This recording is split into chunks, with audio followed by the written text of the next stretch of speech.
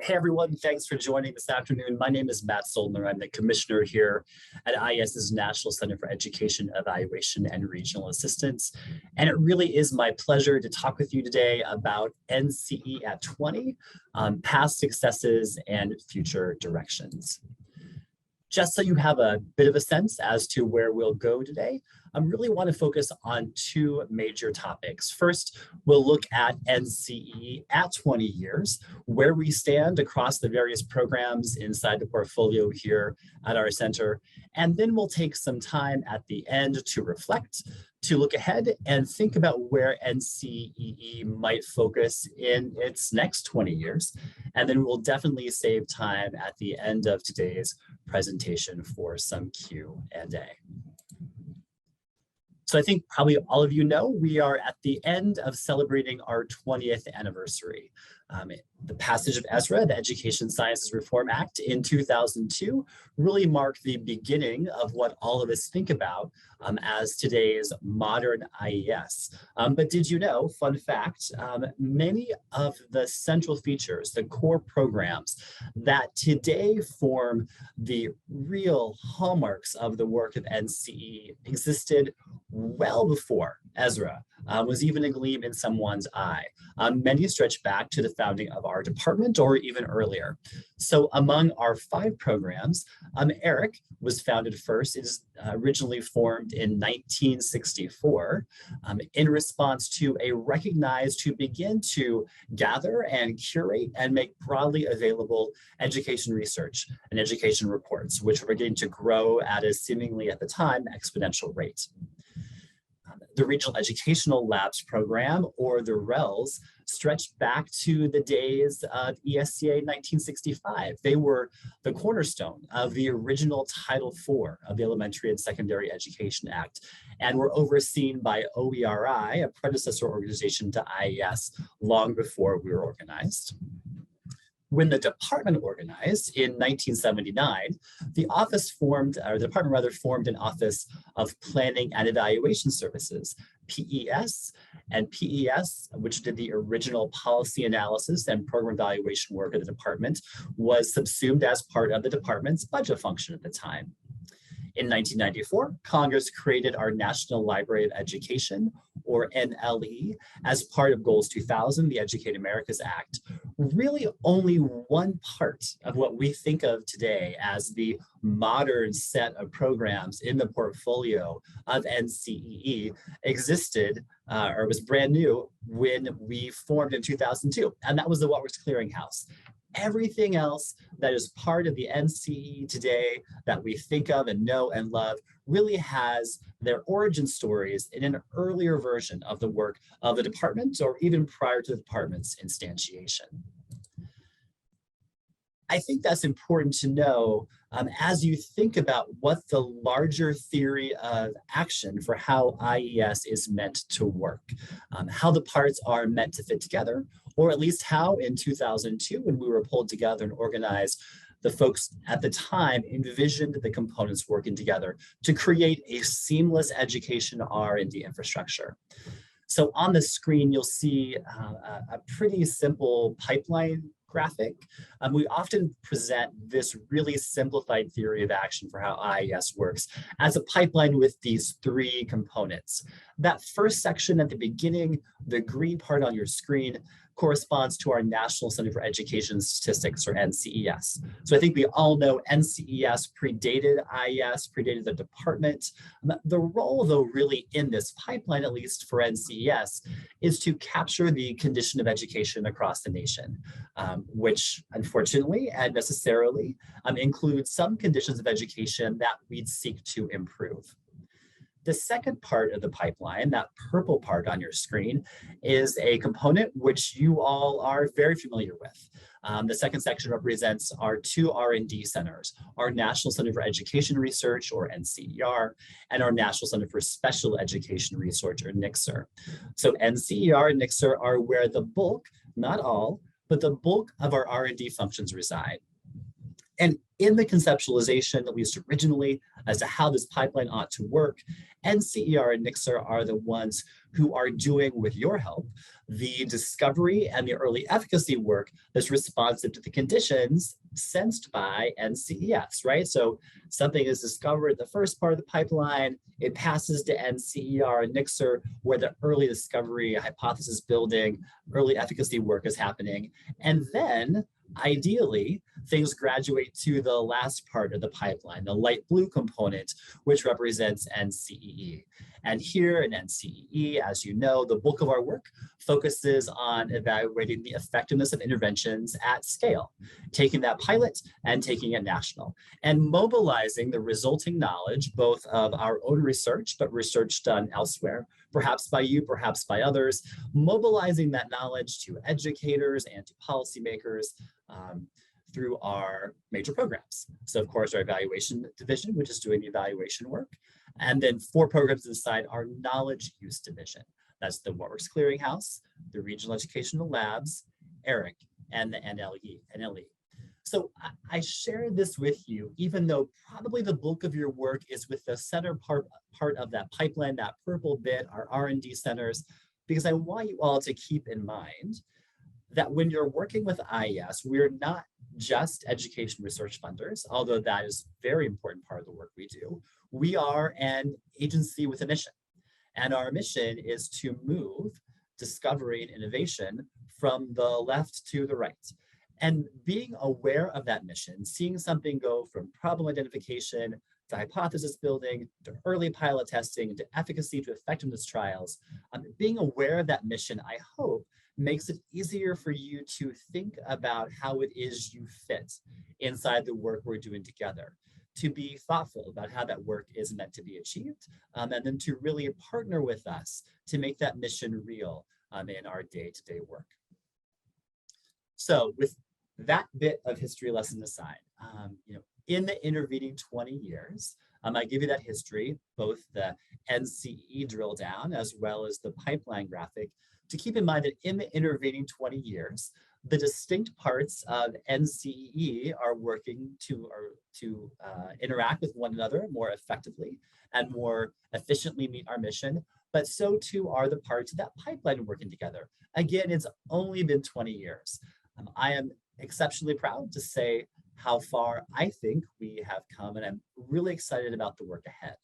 So let me transition now to where I think it's most important that you all know as principal investigators and those who support them about where we stand in NCEE today. So you can think about kind of how we stand and where we're standing today might inform your own work with states, districts, colleges, universities, educators, families, parents, the many communities that each of you are trying to serve in your work. So let's start with the Regional Educational Labs and their work to engage partners in high leverage research. So many of you probably know each REL cycle lasts 5 years. And so we are currently in the midst, but the early part of the midst of the 2022-2027 cycle of the REL program. And in this cycle, we are focused on working with states and districts in each of the 10 regions to address those areas, high leverage problems through the use of data, research, and evidence-based practice. And in particular, in this cycle, we are focused on really winnowing down to specific localities, specific states and districts, and specific outcomes so we can maximize the likelihood that we'll achieve impact across that 5-year plan. Inside that 5-year scope of work, which we design and execute in collaboration with those partners, we use a mix of tools. So that can include applied research and data analysis, descriptive, quasi-experimental. It can include technical assistance, training, and coaching in the use of evidence-based practices. And it can certainly include broad dissemination, sharing what's already known about evidence-based practice in a given domain. And currently, across our 10 REL regions, which span the United States, we are currently running more than 75 partnerships with practitioners on the ground.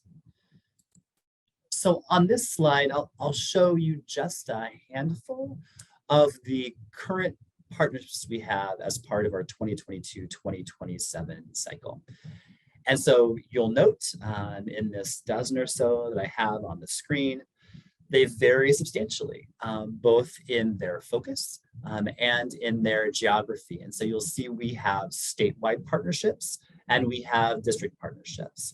And we have a wide range of topical coverage. So we're working on things like English learner outcomes, trauma-sensitive schools, multi-tiered systems of support, engaging families, in this case, in the use of data, literacy, serving special populations of students. So for example, in Los Angeles County, serving students in foster care, and of course, college and career readiness.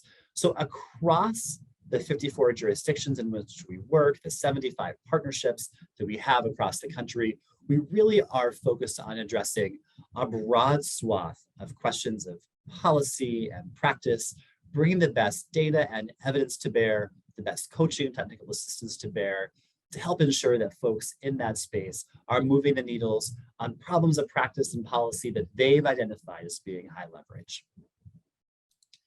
I would encourage you, not now, but when you have a chance after you're together or after a time together, the PI meeting has concluded, I would encourage you to go on the REL website. What you're seeing on your screen now is a logic model of a specific REL partnership. And in particular, this is the logic model for the 5-year plan of work that guides our activities with DCPS, the District of Columbia Public Schools, in their work to instantiate and support multi-tiered systems of supports for their students. In this cycle, every partnership has a publicly available logic model that shows what activities they'll be doing with their partners, as well as the outcomes those activities are meant to achieve. What you don't see here, but what we also have is kind of a double click for each of these, particularly the outcomes.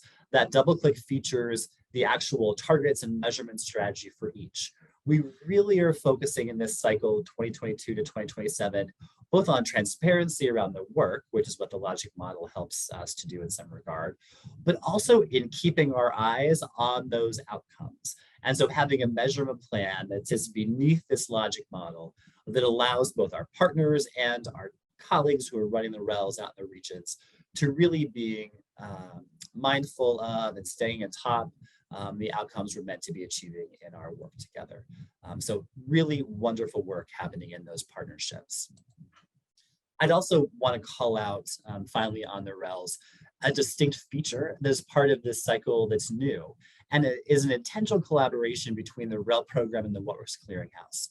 I hope everyone on this call is familiar with WWC practice guides, and those practice guides are meta-analytic syntheses that look at high quality rigorous research in a specific domain of policy or practice, often narrow bands like teaching fractions 4-8, and presenting evidence-based recommendations that focus on improving classroom practice alongside some specific implementation strategies.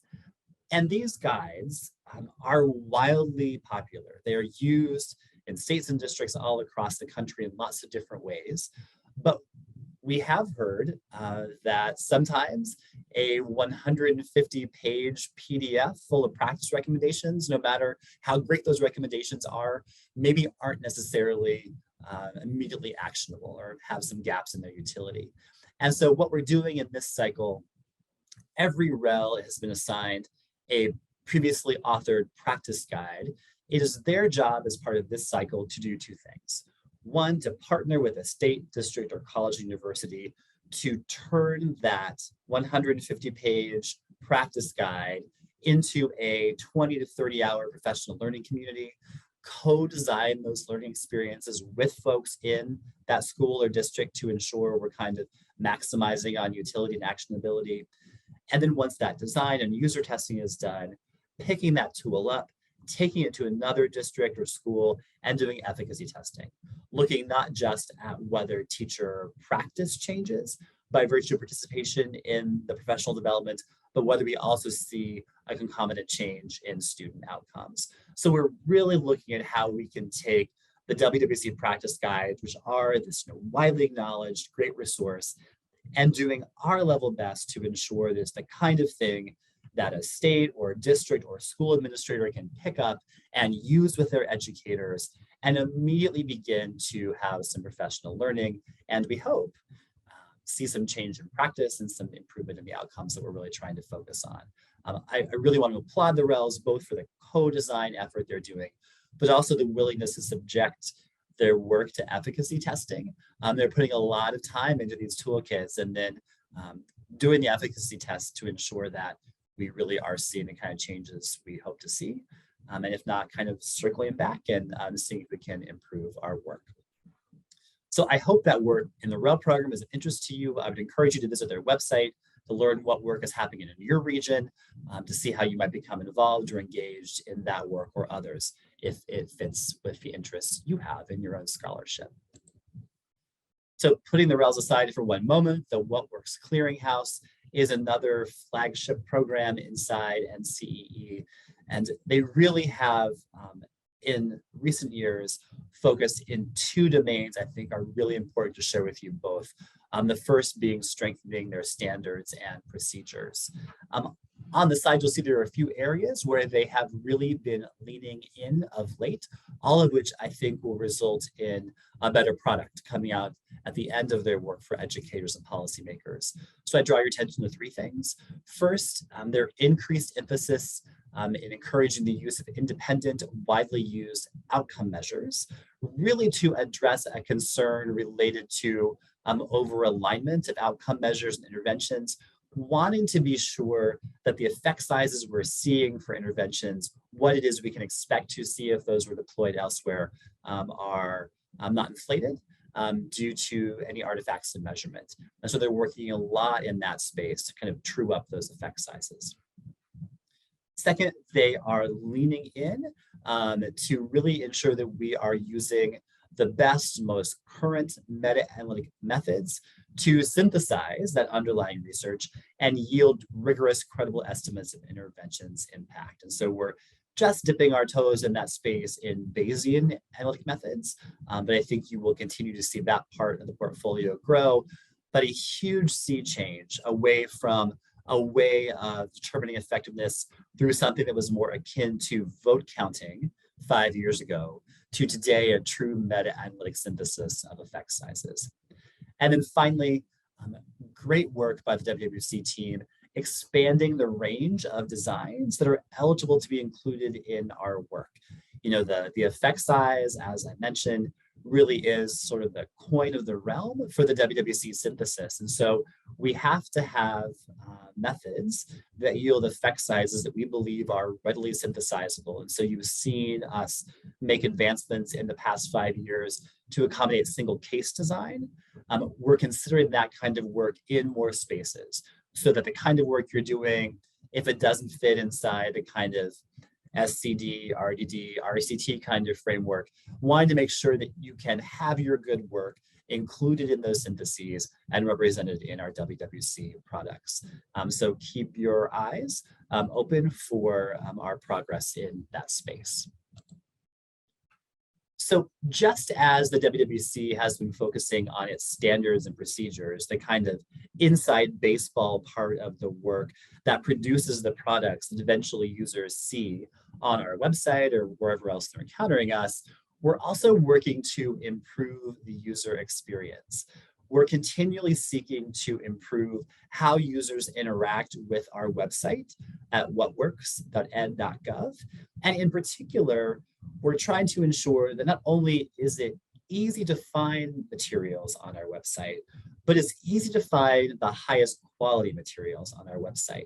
If you've tracked the evolution of our What Works tool over the past even 2 years, you'll notice now that when you visit our landing page, you are given a few more directed options, such that when you land on the site, it is not as simple as it maybe once was to find an individual study review. And that is by design. Like, by the nature of our work at the WWC, we are meta-analysts. We're trying to gather a bunch of high quality studies together and say, as a group, what do these studies tell us? Not so much what does this one study tell us in isolation, But when we have 5 or 10 or 20 studies, what can we learn by looking about them together? And so we've reworked the user experience to guide users and visitors to our synthetic products, our meta-analyses. So when you search, you are more likely to encounter syntheses, practice guides, or intervention reports than you are an individual study. When you search, unless you change the defaults or the facets on the screen, you are more likely to get findings with higher evidence tiers than you are those with lower evidence tiers. And finally, among our individual studies, the focus first is on those that meet our standards, then those that were eligible but didn't, and only then can you locate studies that neither met our standards nor used an eligible design. That is not meant to make it difficult for you to get the totality of information out of our site. You can still go to our website and download the entirety of our database with every study we've ever reviewed, every finding we've ever found, and our ratings of them. But to the extent that we're expecting practitioners or others who are making a decision to come to our website and make meaning of what is found, we want to emphasize that which we have the highest confidence in, driving the redesign. If you have feedback on this or anything else we've done at WWC, I would invite you to bring it to the Q&A or reach out to me separately. Within our evaluation division, which focuses both on federal program evaluation, but also evaluating interventions within the context of existing federal programs, we really are focused relentlessly on prioritizing relevance and usability. So a few things inside that bucket of work.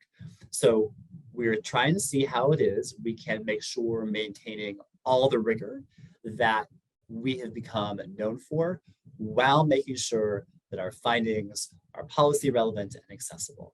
So things on the radar include working very diligently to clearly identify a program's motivation and objectives, and then crafting research questions that allow us to form judgments about whether policymaker intent is being realized. Evaluation is not description, right? Our job at NCEE is not to do the work of NCES and tally numbers. Instead, it's to say, what is happening on the ground? How does that line up with the intention of Congress or executive branch policymakers? Are those goals being achieved? It is inherently a judgmental function, not a descriptive one. 2, under my desk, which I will not show you right now, there are countless old evaluation reports. I can tell you they're all about this thick. They are legitimately the 200-page plus tomes that I describe on this slide. We are moving away from that, really emphasizing having shorter reports that elevate and curate the most important findings, the things that we know policymakers want to see, and present them in a succinct 15-page format. And then finally, to make all of this work, to make sure we're focused on the right questions and to be sure that we're presenting them in ways that are accessible and useful to our core audiences, we really are engaged, I think today more so at a greater point in time than any other in the life of NCEE. We're engaged in sustained collaboration with policy leadership and career staff to identify their most significant information needs, to be sure that we're really listening, really hearing what it is they're wanting, then taking our own step back, right, as nonpartisan, non-political, objective third-party evaluators, and taking that feedback into consideration along with others, design high-quality, actionable studies. So examples of those studies are on this slide. This is a handful of things you should expect to see released in federal fiscal year 23. So as you can see, they span the gamut of programs, elementary, secondary, and post-secondary. They include both implementation studies, impact studies.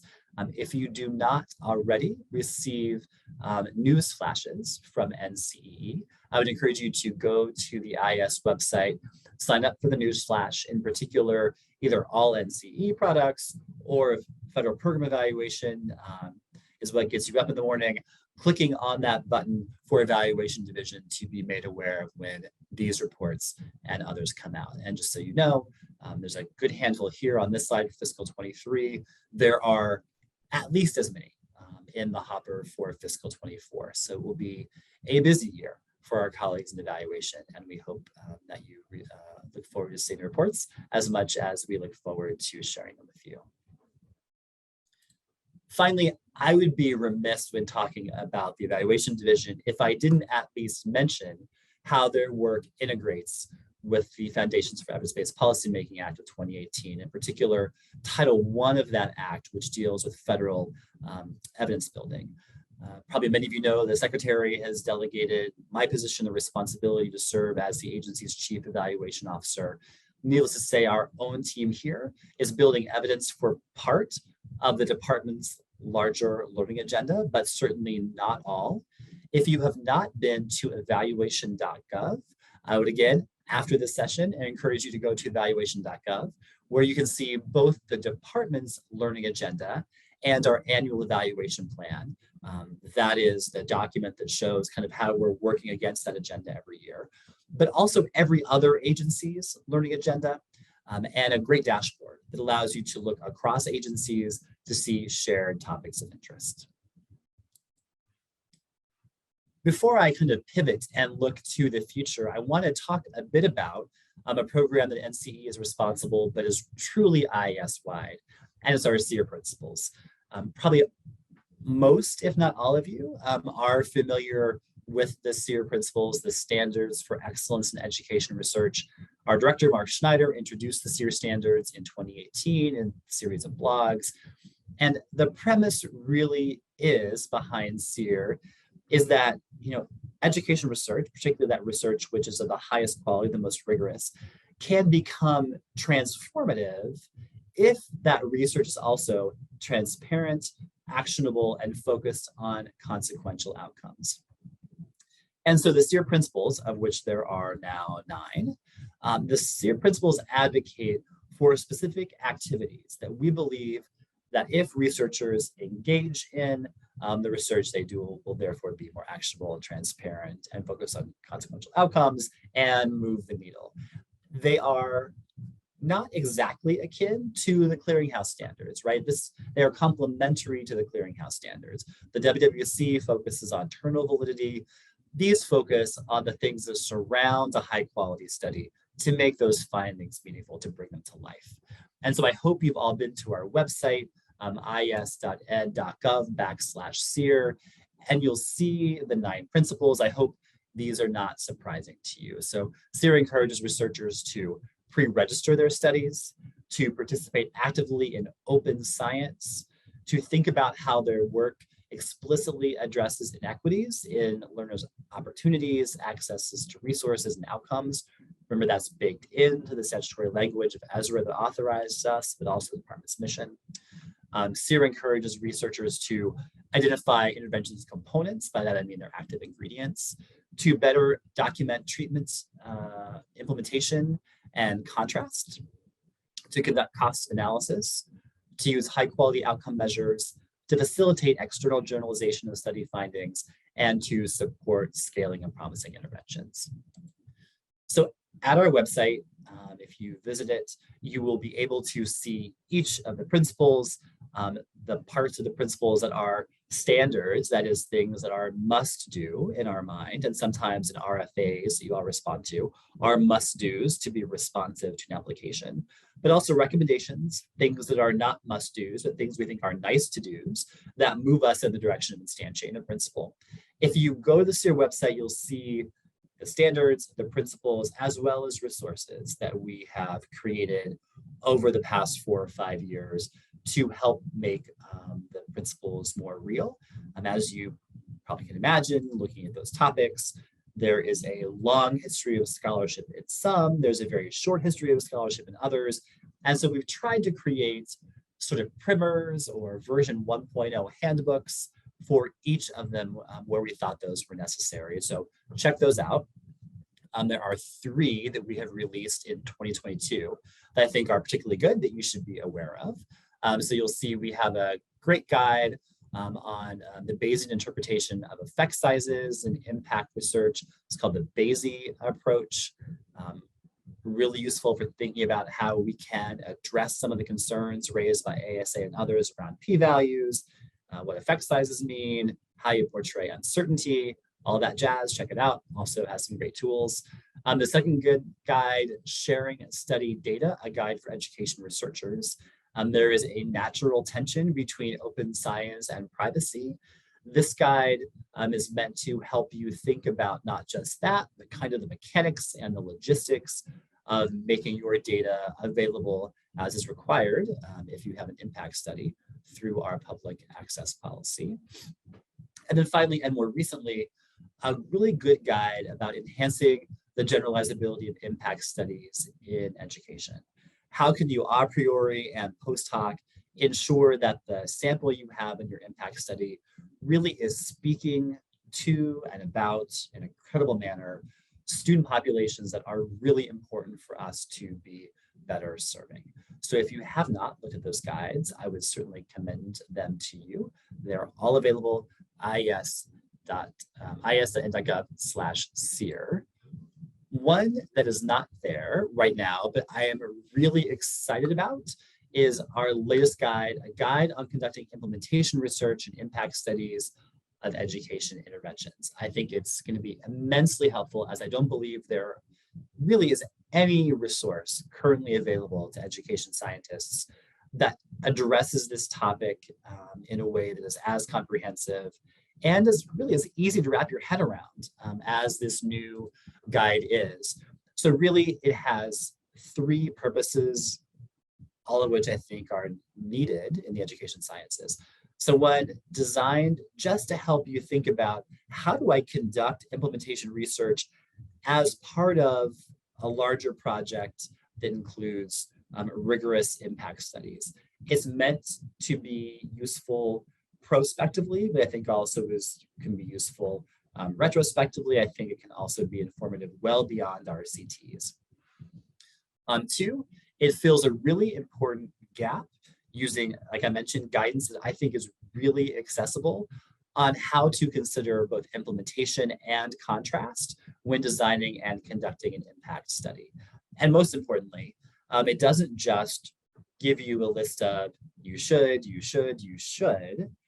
It gives you examples from real life studies and tools used as part of those research efforts to actually show you, all right, here's how you might think about tracking fidelity. Here's how you might think about rolling up this instrumentation around fidelity into something you can use analytically. Here's how you might use it analytically. Here's how you might write about it in a report.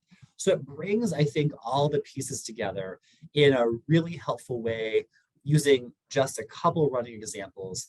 And it should be out, I'm going to say imminently, by the time we're all together at the PI meeting. So certainly, if you are doing impact research and feel like you want or need to do a bit more on implementation, both to understand kind of heterogeneity of impact, but also think about, how do I collect enough information about implementation to then produce some useful advice for those who are following in my footsteps, for those who might choose to implement this intervention in their school, their district, their college. Check it out, because I think it will give you some resources that will help you up your game. And if you're teaching in a methods course, I think it's a great, as I said, kind of 101 to share with junior researchers who are just kind of cutting their teeth in this space. So with all of that great work that I've just discussed, where we are across the 5 core programs across IS, kind of what do I see in my crystal ball? So maybe I cheaped out here. Here's a very unsurprising prediction that probably anyone in this room would have made. I'm going to start here nonetheless. My prediction is there will continue to be an intense interest in evidence that is timely, credible, and relevant. And then, of course, it's not just enough to have evidence that is timely, credible, and relevant, but also ensuring that evidence is then used to inform practice and policymaking. I think this notion of evidence to improve education outcomes and evidence-based policymaking, right, has been in the water for more than 2 decades. The Evidence-Based Policymaking Act of 2018 has only upped the ante. So what does this mean for us in our work and what might it set us out to do as we think about our next 20 years. So first, on timeliness. This will come as no surprise to anyone who has followed the writings of our director, Mark Schneider, since he came in early 2018 and I came somewhat later. The issue of timeliness and doing more quickly has been a priority of his from the start. And this affects work across the Institute. It certainly affects all parts of NCEE and its 5 programs. I think there are some really kind of easy ways to see how it might affect certain parts of our portfolio. So inside our evaluation division, particularly that part of it, which is focused on policy evaluation, we need to figure out how we can make the best possible use of not just administrative data collected as part of a statistical collection, but also high quality performance data to give our policymaking colleagues the most useful insights as rapidly as we can, not to replace the rigorous methods that we would have always used here at NCEE, but to serve as a complement to them, perhaps on a down payment to higher, stronger, more rigorous research. To do that, because those are data that we do not control necessarily directly right here at NCEE, that's going to require us to engage in much more collaborative work with our colleagues in department programs and our Office of the Chief Data Officer. Similarly, timeliness in our knowledge synthesis work. The amount of education science research that folks like you are generating on a daily basis feels to us to be growing exponentially. And so we need to find a way in our knowledge synthesis work to make sure we are staying abreast of a constantly growing literature, and we're able to synthesize across it and then share that information back out to those who would benefit from it. So that helps not just our work, I should say, but it also has the benefit of informing the work of our sister centers, both NCER and NCER. Because remember, they're also trying to stay abreast of a huge literature base inside their portfolios. And so with better information about what's happening out there, particularly in the high quality space, NCER and NCER will be better positioned to shape their investments to direct the field in places where there are gaps. And for both these work streams, it's not on the slide, but I think it's just a absolute sort of gimme when you think about timeliness. Like what's the role of AI in all of this, right? So how does ChatGPT, how do other large language models help us digest, for lack of a better word, this huge corpus of information that we're confronting, or digest massive amounts of performance data and distill that into some sort of actionable insight that we can benefit from? That will surely be on the minds of the person who would have my office for the next 5, 10, 15, 20 years. Credibility. We need to ensure that our work continues to be viewed as gold standard, to be wholly credible by the many and various audience that we serve. So, rigor, integrity, objectivity are core values at IES. They are written into our authorizing law. However, how those words are operationalized, and other words that relate to them, how they're operationalized in the education sciences continues to be hotly debated. What is rigor and who gets to define that? So that's something we'll continue to talk about and engage you on. But one thing I do know is that inviting all the many audiences that we intend to serve into our fold to be partners in evidence building, from choosing what we investigate to determining how our findings are used, making sure we have that active engagement is one step towards achieving this goal of maintaining our credibility. And this kind of work, this participatory activity, is relevant across NCE and frankly across IES. In the space of relevance, we need to be sure that we are focusing our work on that which matters most to educators and policymakers. Again, credibility and relevance are closely tied. So part of this notion that we have a need for more participatory work for credibility's sake also benefits us on the relevance side, but there are other ways we can focus on relevance. So many of you know, post-pandemic, or really, well, not post, like mid-pandemic, we instituted our pulse surveys administered by NCES, a way to reach out to thousands of schools to really take their temperature on a narrow set of issues on a routine basis and get that information up and out quickly and shared with the public quickly. That approach to real-time need sensing may also be a way for us to have a better sense of what would be relevant for study in schools and districts going forward. So I believe there's a useful connection for the Pulse survey to inform our relevance efforts. And then finally, I would say on relevance, we need to continue to deepen our relationship with other places inside the department where evidence is being built and that is deeply field initiated. And so examples of those programs are things like EIR, the SEER program, right, Effective Educator Development, and FIPSE, the Fund for Post-Secondary Education, as well as lots of great work happening in other federally funded research and development centers like those run by our Special Education Office, OSERS. I think this last point deserves some special pause, this integration or collaboration of IES work with that happening elsewhere in the department. And you all have a particular role to play in this. Some of you are funded both by IES and by OESC or by OSERS. That work, although different, should in some manner converge, right? They should not be two parallel streams. Never the two shall meet, right? There should be some intentional intersection, or at least the opportunity to learn together. We will try to do that on our own from the inside to merge those work streams, but we could benefit from your assistance in doing that as well. And then finally on knowledge use. It's great to have work that is timely and relevant and credible and rigorous, but if it isn't used, then all that work is in some way for naught, right? And so we need to ensure that our knowledge use game is just as on point as our rigor game, right?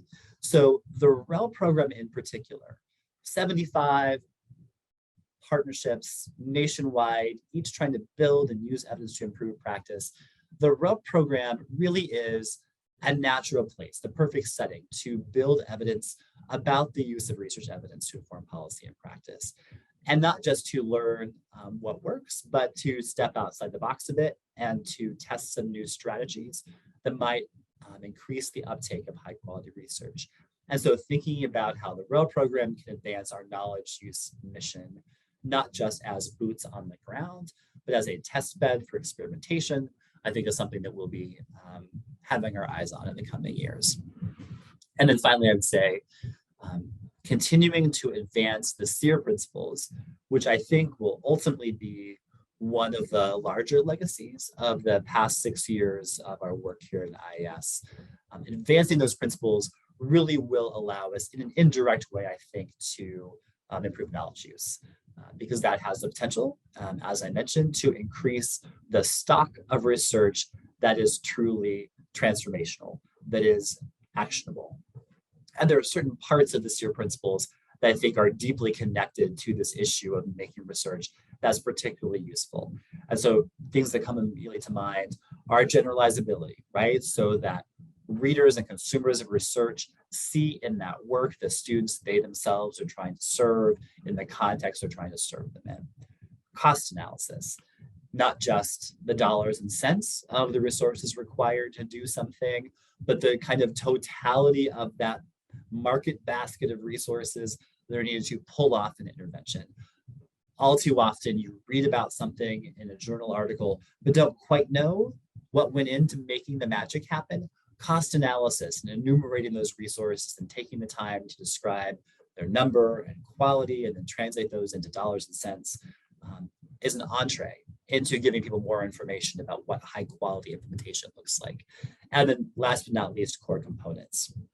Many of you know we have been really interested in trying to decompose multi-component or complex interventions into their constituent components, and then analytically attempting to determine which of those components are really the ones that are moving the needle when we see effects. That core components work will allow us both to give better language to the what of an intervention, but also to think about strategies for figuring out, hey, if this thing has 10 parts and I can only do 8 of them, what are the 8 parts I need to do first or are most important to achieving impact? Core components and that work is the route to doing that. So I think SEER, as I mentioned, provides a way to move us forward, both in doing kind of better primary work, but also making sure that work is used. So I know I have shared a lot of information with you in the past 45 minutes. I hope you can tell that I am incredibly enthusiastic about the work we have done and where we have been in NCEE and across all of IES the past 20 years, but I'm more excited to see what our next 20 look like. If you have questions, I'm glad to take them now, or you can reach out to me via email. My address is matthew.soldner@ed.gov. Thanks, everybody. Hey, it looks like folks are joining us in the Q&A session. I'll give folks just a minute to connect to their audio. If you are so brave as to want to turn on your camera, by all means, please do. We always love to see everybody's face. Give folks just a minute more. All right. I see lots of friends. It is great to see everybody. Oh, folks are still coming in, so I'll give you a little bit longer.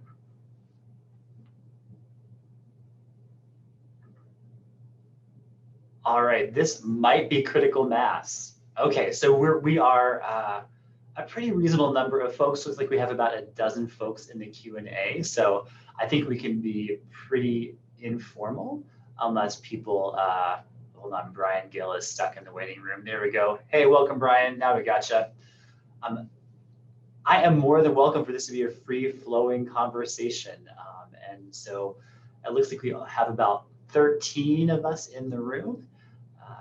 If you are brave enough to be the first person to ask a question in this afternoon's Q&A session,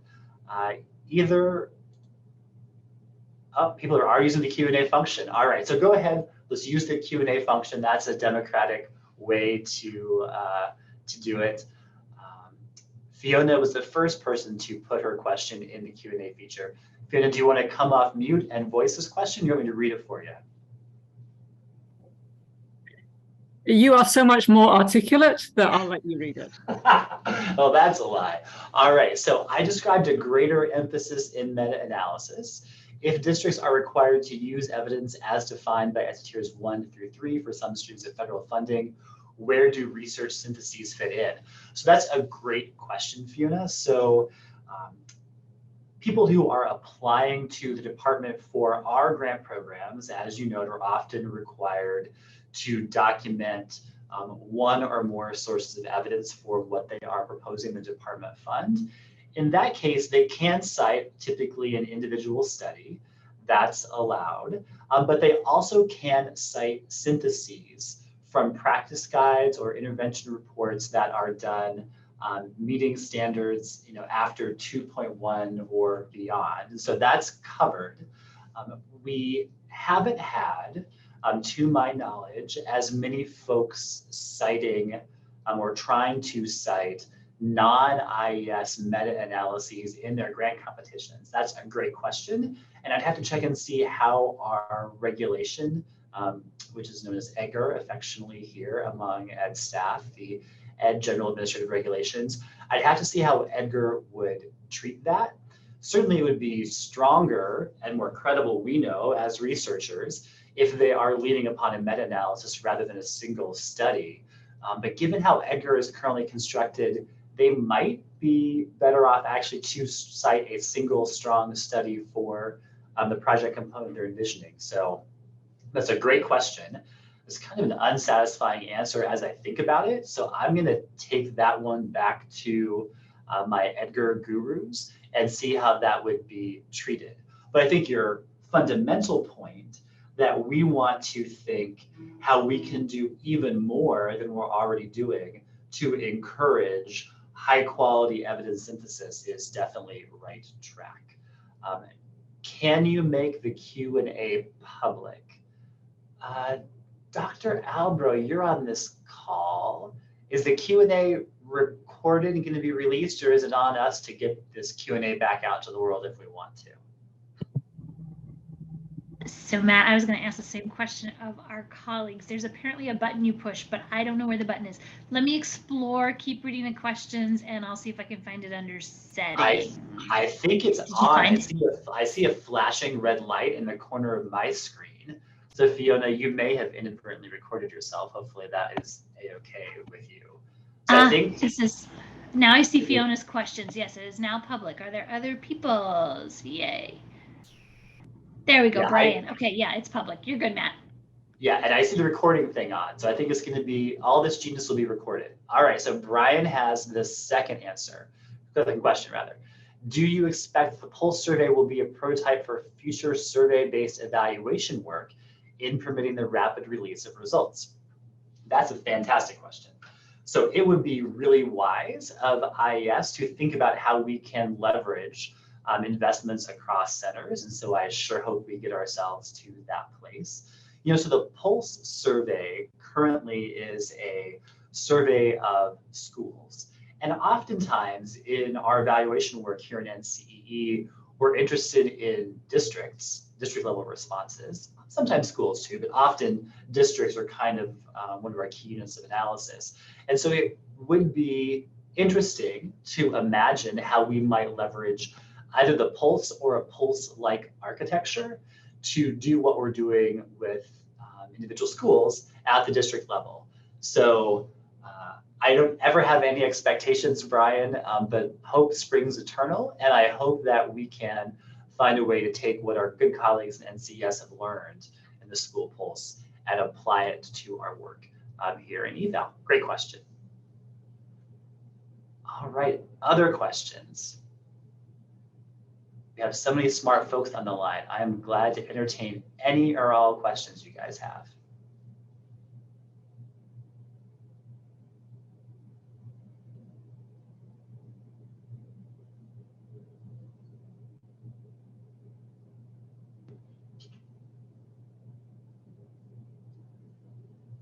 Or is it that Brian and Fiona really had the lion's share of the questions today? I will not call people out, but I will give people time to think about what questions they might want to ask. Questions about the REL programs and work in partnership. Questions about the WWC. More guides in the pipeline. All right, so that question pertains to the really good work that we have been able to do with our colleagues as part of a contract that we affectionately call TASABU.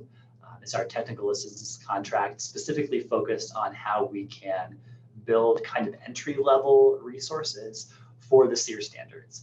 And so we've released a series of great ones. We're getting ready to imminently, I hope, release the implementation guide you heard me talking about. I think right now, Fiona, we are really at a place where we're considering what the next generation of supports might look like across the SEER principles. So some folks on this call have been involved in efforts to support the SEER principles beyond the guides, right? We have other examples, a lot of projects related to cost, for example, that are really notable and have been really valuable resources. So I think we are actively thinking as a whole of IES what we think the next steps would be to both support the kind of evolution of the SEER principles from kind of version 1.0 that they are now to whatever comes next for them, but also what the kind of technical assistance supports researchers like yourselves might need to really make them real. So I think we're considering a range of possibilities, but we haven't yet settled on the best approach. And so, as our leader Mark always says at the end of his blogs, we take any and all ideas. So simply feel free to drop us a line about what you think we ought to be doing.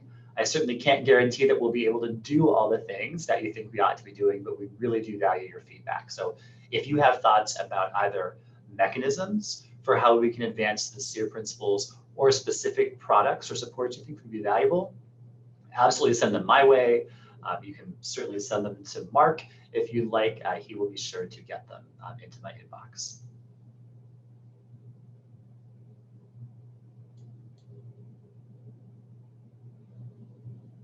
Other questions folks have?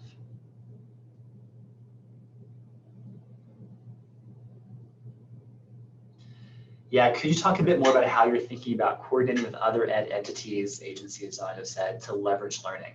That's a great question, Lauren. And I don't know, I admit I didn't hear Liz's remarks, which I think were earlier in the day. So I'm not sure. Liz, did you by any chance share with these fine people the wonderful graphic we have that talks about kind of an ed-wide learning ecosystem? I don't think I did. Here, and I'm looking. I wasn't expecting to be on camera, so I have like No, the I'm sorry. wrong shirt on. And I wasn't expecting to call you out, but so Liz and I have this great graphic, Lauren. I think it's a great graphic, or at least it's a start to a great graphic that really talks about, and I think it's true that when IS was, it was a great graphic. Thanks, Liz. When IS was formed, it really was viewed as either the sole or at least the container, right? The container in which the department's R&D infrastructure was housed, right? And so those were kind of the evidence building apparati at the disposal of folks at that time. But since then, really, I think, inspired originally by I3, which later became EIR, but then growth in programs in our effective educator development program, kind of on and off investments in the FIPSE program. We are now not the sort of only place inside the department where there is evidence building happening that really is both a significant department investment, but really high potential investment. And so, Liz can talk about this to her heart's content, or to our heart's content, about this really interesting interplay that has developed between the kind of 305A grants or 324A grants that you guys are doing to perhaps, well, there was some trade-offs, but to maybe, for example, to do some initial kind of development work, but then graduates in some way, shape, or form into the EIR program, and vice versa. It goes both directions.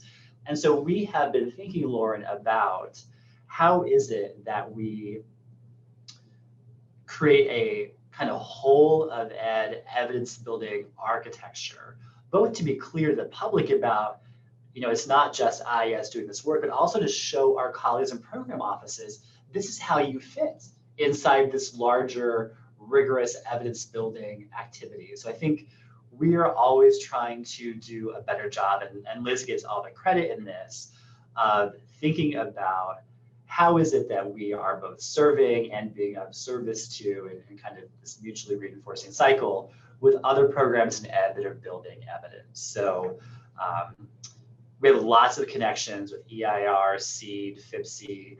You guys probably know, like, for example, I review the resumes of evaluators who are ranking EIR proposals. We do evidence reviews for grant competitions to establish the evidence levels. We provide TA to evaluators through NCEE as well. So there's all this back and forth. We don't want to be alone in IES doing this work, and we want to be sure the department feels attached to the work we're doing and see how their work feeds into that ecosystem. So that's what we're thinking, Lauren. It's not super well articulated, but that's how we're conceptualizing of it. So you may someday see a graphic where you see the kind of traditional IES pipeline model that we then layer atop the RELs, EIR, SEED, FIPSE, other programs that build and use evidence.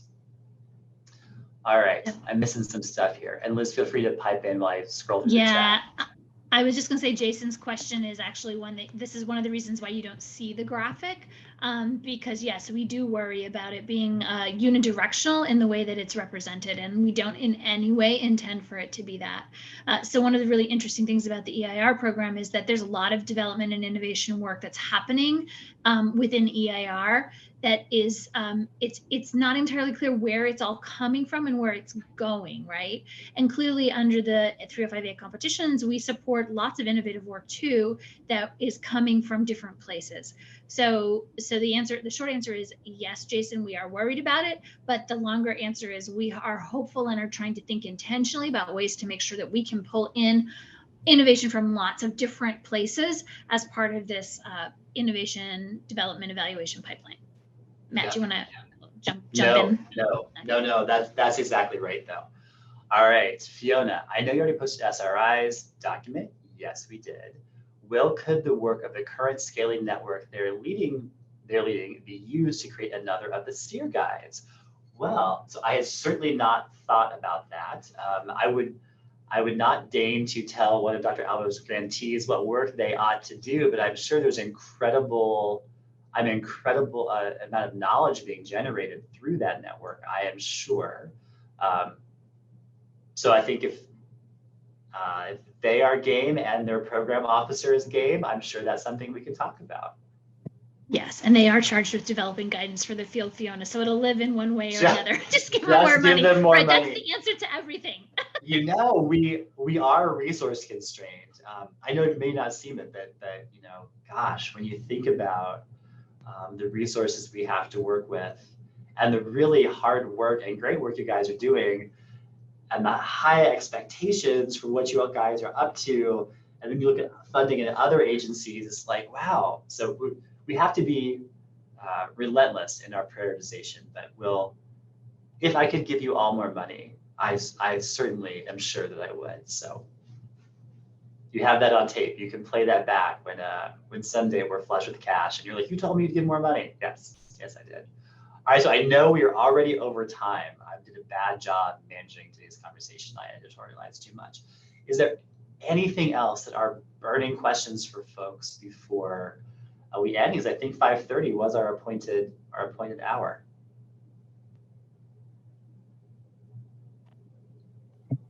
So Matt, I think we're good. I want to say thank you, because thank you for doing this. It's always great to hear your version of the NCEE story. So it's always my pleasure.